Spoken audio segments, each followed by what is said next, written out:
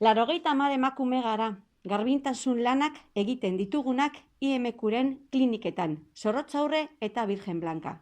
Azaroaren 25ean esan zigun IMQ-k garbintasun zerbitzua bere gain hartzeko asmoa duela eta langileok subrogatzeko intentziorik ez duela.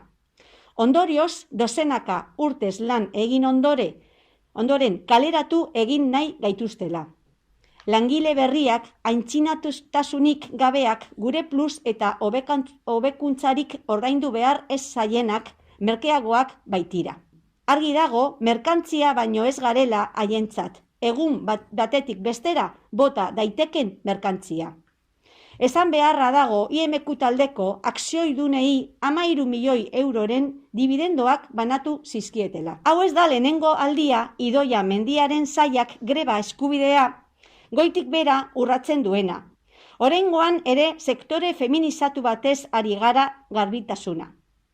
Hau da alderdi sozialistak sustatzen duen berdintasun eta genero ekitate politika. Dei egiten diogu Eusko Jaurlaritzari gure lanpostuak eta lan baldintzan babes ditzan eta jarrera aktiboa izan dezan ez ditzaten 80 behargin modu bidegabean kaleratu. Pandemia oinarrizko behargin omen ginen eta horregatik lehen lerroan izan gara.